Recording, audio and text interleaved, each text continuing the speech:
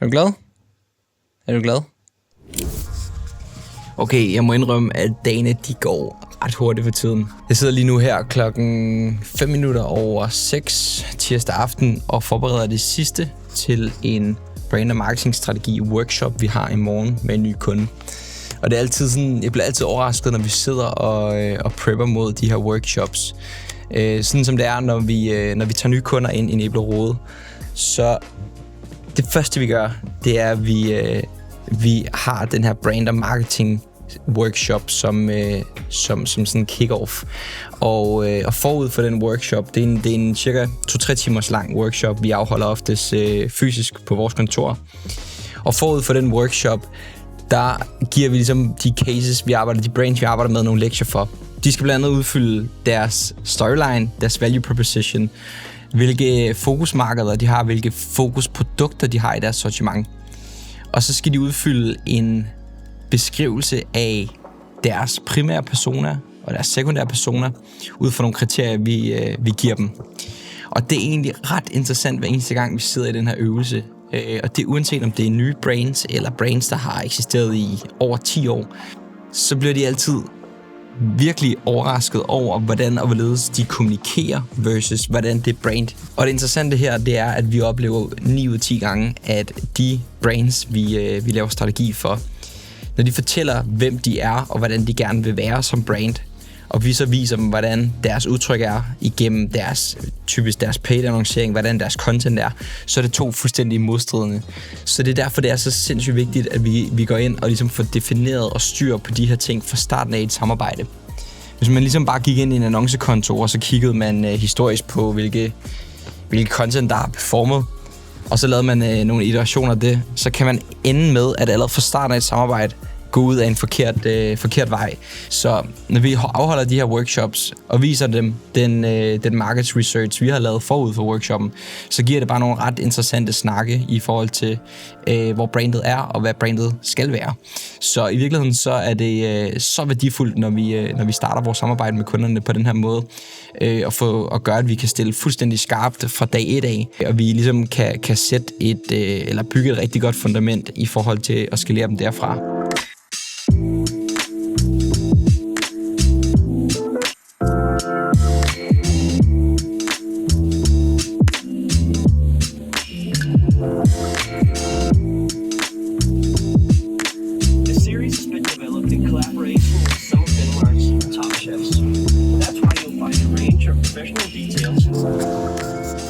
Så blev det fredag aften klokken 6 minutter i 8. Sidder lidt her og lige samler op efter en lang uge, men en god uge.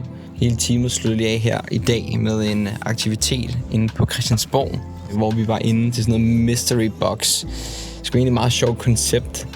Vi har sådan en ting her i teamet, at vi hver måned skiftes til at finde på en aktivitet, enten her på kontoret eller ude i byen. Og det er sgu egentlig en meget god måde for os at for nogle gange lige komme ud af sin vante rammer her fra kontoret og lave noget andet sammen. Det er noget, vi sådan prøver at dyrke rigtig meget i en travl hverdag, at vi også dyrker kollegaskabet på en anden måde end bare ren og skær arbejde her på kontoret. Så det har været en travl uge. Teamet har knoklet og givet den mega meget gas, så det var også fedt lige at kunne bruge nogle timer ude af kontoret med dem i dag og lige anerkende det hårde stykke arbejde, vi ligger i hverdagen. Det faktisk lidt random, så fik jeg at vide i dag, at vi har vundet en gazellepris. Hvad er det, Morten? What is it? Oj! Den er fin.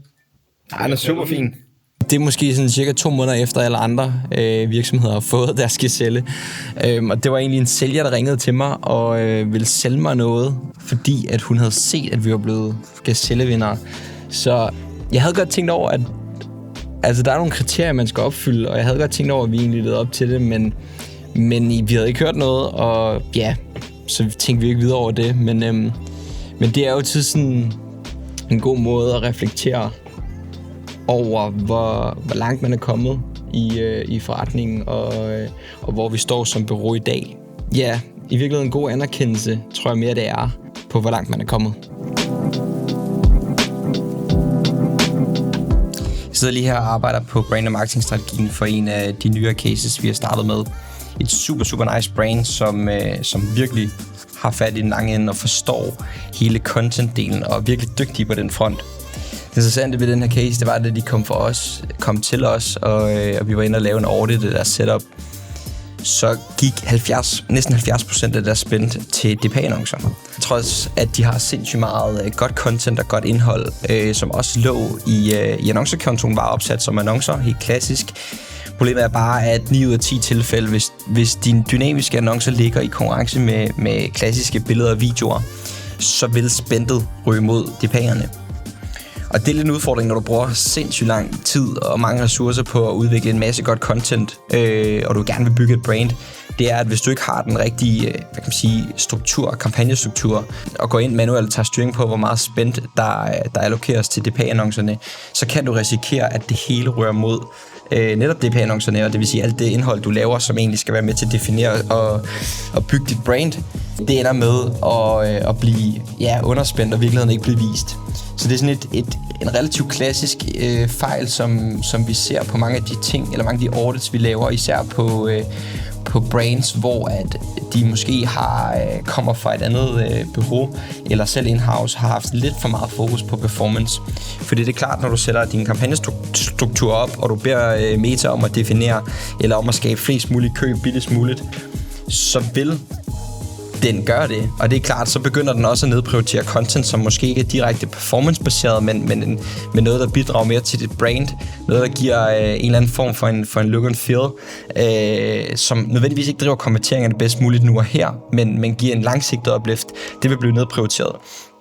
Så det er ret interessant at så se, hvordan vi så kan gå ind og bygge en ny kampagnestruktur, hvor man ligesom isolerer de dynamiske DPA-annoncerne ud i sit eget kampagne, så vi ligesom kan tage styringen på, hvor meget budget der rører til. Fordi det er et vanvittigt effektivt format, og det kan generere rigtig meget salg, særligt kortsigtet. Men problemet er, hvis det ligger sammen med nogle kreativer, som skal bygge langsigtet brand equity, så kommer du aldrig ud af rammen på det front, og du ender med at blive sådan et DPA-brand, som bare viser dine produktbilleder. Så det er ret interessant at se, hvad der kommer til at ske der, når vi, eller som vi allerede er i gang med at isolere den del. Målet med YouTube-formatet her er at holde det så autentisk og ægte som overhovedet muligt. Der findes rigtig mange motivationsvideoer og guruer derude, der gør den del godt. Jeg tror for mig er det vigtigt at egentlig vise sådan det ægte liv ved at bygge virksomheder, både i Gastrotools og i Nebel & Rode. Så det er helt klart et sted, hvor jeg håber, at jeg kan give noget inspiration. Dele nogle erfaringer i forhold til, hvordan og hvorledes vi gør ting her i huset. Og det kan være, at I kan tage det med til jeres egen virksomhed og implementere der. Jeg kan godt mærke, at jeg skal selv tænke over, hvornår skal man filme, og hvordan kan man filme, og hvordan kan man inkludere jer så godt som overhovedet muligt. Og det bliver 100% en proces. Jeg håber, I vil opleve, at det bliver bedre og bedre for hvert afsnit. Det forventer jeg stærkt, at vi kommer ud på en stejl læringsgrad, men ellers så må I også bære lidt over med mig her i starten.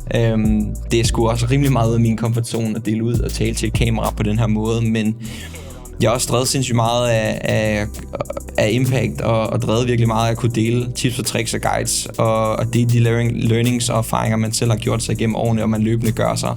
Jeg tror også på, at det er den måde, vi kan skabe flere dygtige iværksættere og brands her i Danmark, som forhåbentlig kan skabe nogle virksomheder, som kan vokse så store, sunde og stærke. Så